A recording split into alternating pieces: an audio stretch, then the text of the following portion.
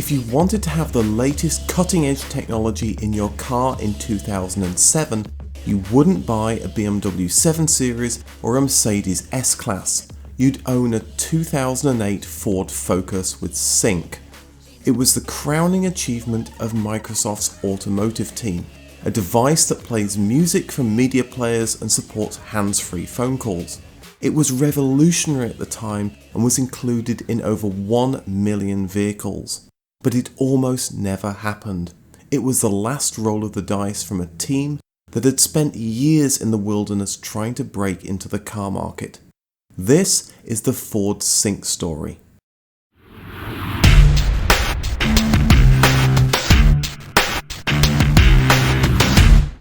The Microsoft Automotive team had been formed in 1995 as part of Microsoft's vision to expand Windows beyond the PC. Instead of using Windows 95, the team picked Windows CE, a smaller version of Windows used for consumer devices. It was first used in the handheld PC and palm-sized PC, a forerunner of the Pocket PC that would compete with the Palm Pilot. The team had a hard time engaging with car companies, quickly finding that they weren't interested in Microsoft having such a big sway over their cars. The team managed to strike a deal with Clarion to create an aftermarket device, the Auto PC, which was released at the Consumer Electronics Show in January 1998. This device would have a simple colour screen and would respond to 200 speech commands, along with using text-to-speech to speak information back to the driver. It had an AM/FM radio, CD, navigation and address book capabilities, but its phone integration was limited as Bluetooth hadn't yet come along.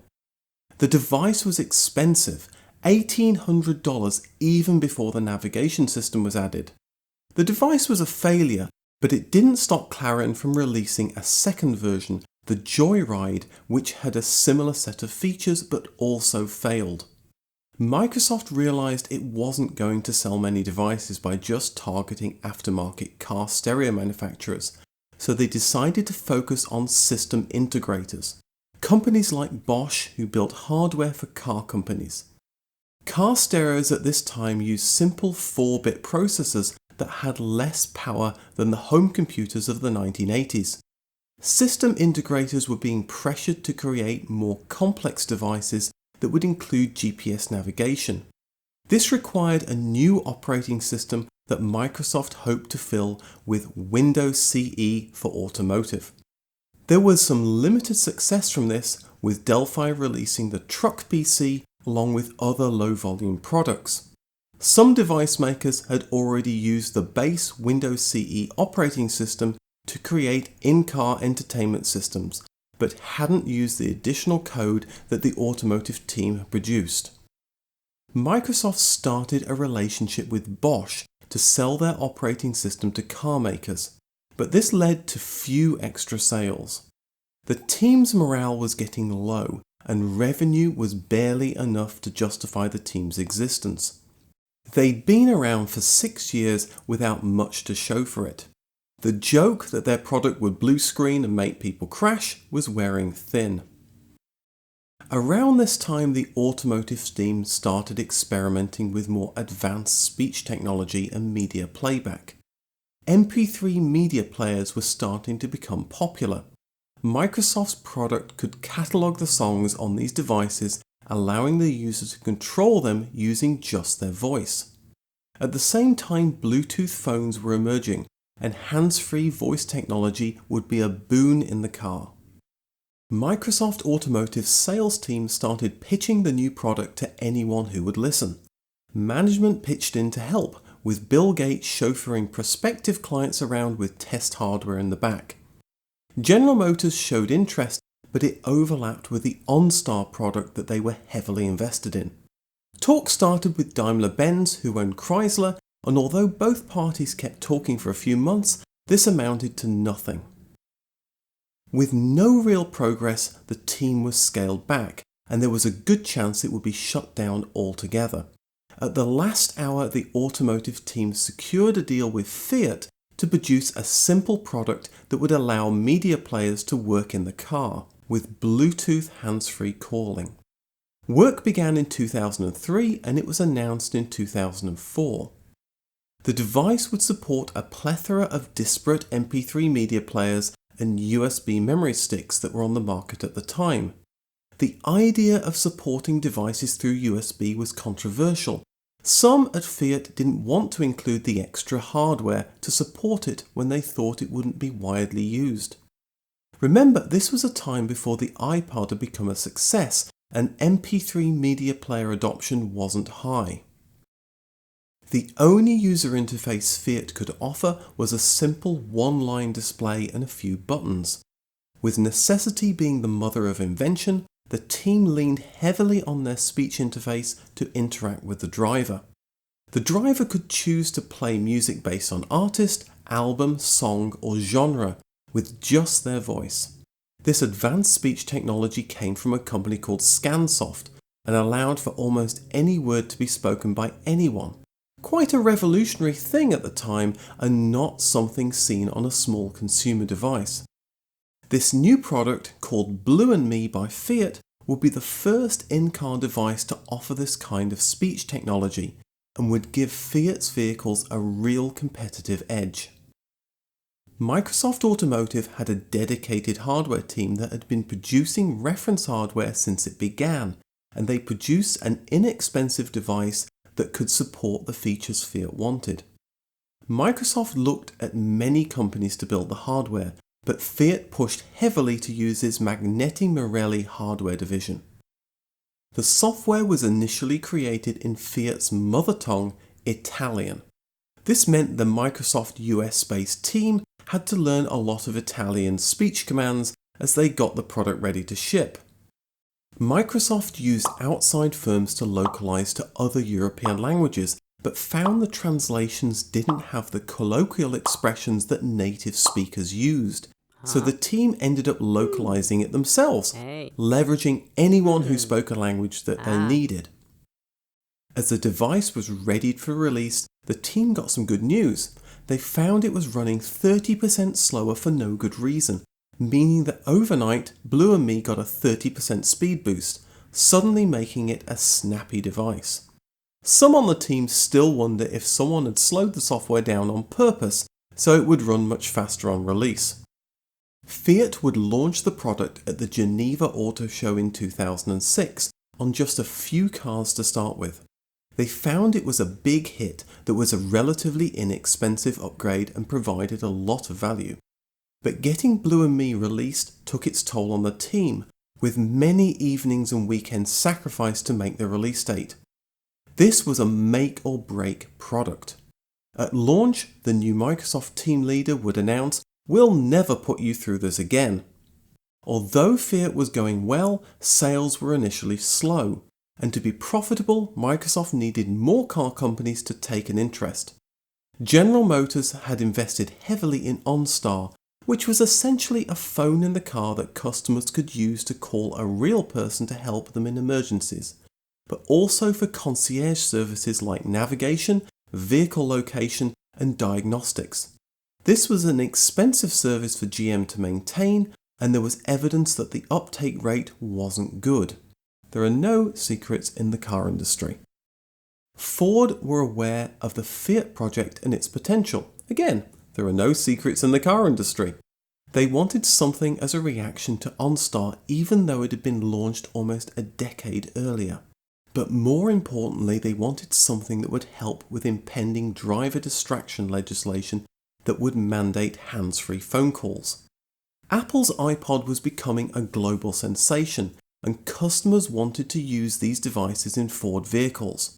Something like Fiat's Blue & Me seemed like a perfect product, and it could include OnStar-like features for a much cheaper price.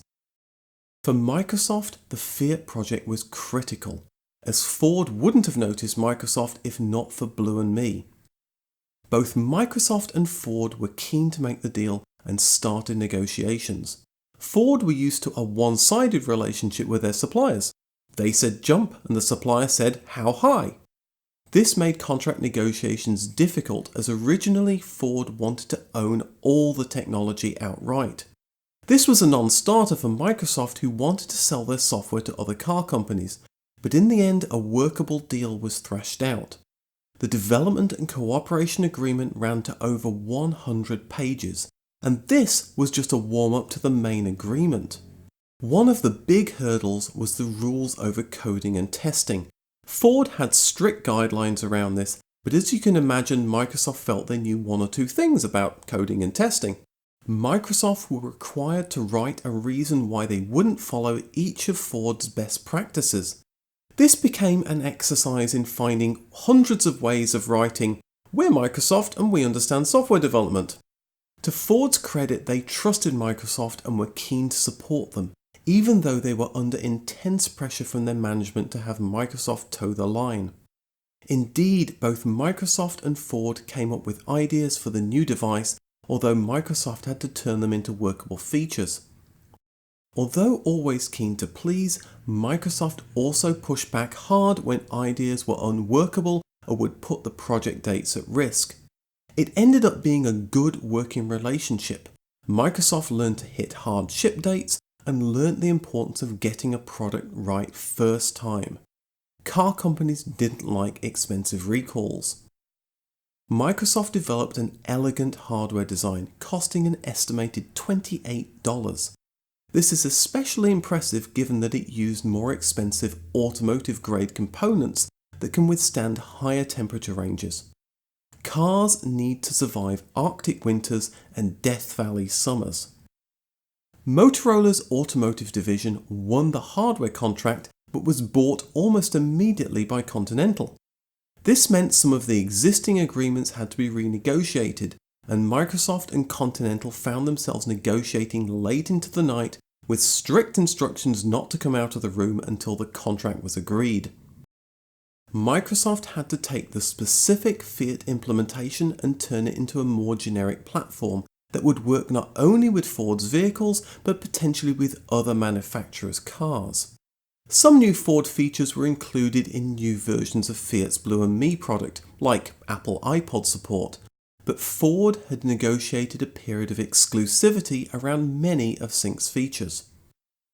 One innovative feature was the device was upgradable, although there were hard discussions between Ford and Microsoft as to who would pay for this and how Ford technicians would be trained. In-car entertainment systems at this time were essentially set in stone as soon as they were driven off the forecourt. Both Blue and Me and Sync were designed to be upgraded when the customer came in for a service. This was done partly out of necessity. There were always newer MP3 players and phones, and updates were needed to maintain compatibility. Updates would create great customer loyalty, plus provide a reason to pay for an official service. It laid the groundwork for the over-the-air upgrades some new cars receive today. But in these pre-smartphone days, the idea that a device would continually improve was a novel concept. Sync sent simple text messages as well as reading them back to you. Microsoft added new Bluetooth features like access to phone numbers and music playback. To ensure good compatibility, the team had over 1,500 phones and media players in their labs, all of which had to be regularly tested. It was turning into a mammoth testing effort, but this was part of the reason for its success. It just worked, with whatever phone or media player you happen to own. As the deadline loomed, the team again got to see less and less of their families. Those words, "we'll never put you through this again," were starting to sound hollow, but there was real excitement that Sync was going to be something special. Like Fiat, Ford only targeted this new device to a couple of vehicles, such as the 2008 Ford Focus. But 4 different radio and CD modules had to be supported, each with their own idiosyncrasies. Buttons would work differently, and displays would require different text, as some would have 1 line and some 3 lines. Ford Sync was announced by Microsoft and Ford CEOs Steve Ballmer and Alan Mulally, both good friends, on January 8, 2007. The following day the iPhone launched, a product that was going to heavily impact Microsoft Automotive's and Sync's future. Sync was launched later that year, selling at $395 or about £199, and it was almost immediately a big hit. Customers were buying Fords over competitors' cars purely because of Sync. Ford moved quickly to add it to its other car lines, which meant more work with more button layouts, more CD and radio modules, and more display layouts. Ford found that cars with Sync had a significantly higher resale value, a fact they were happy to tell future customers.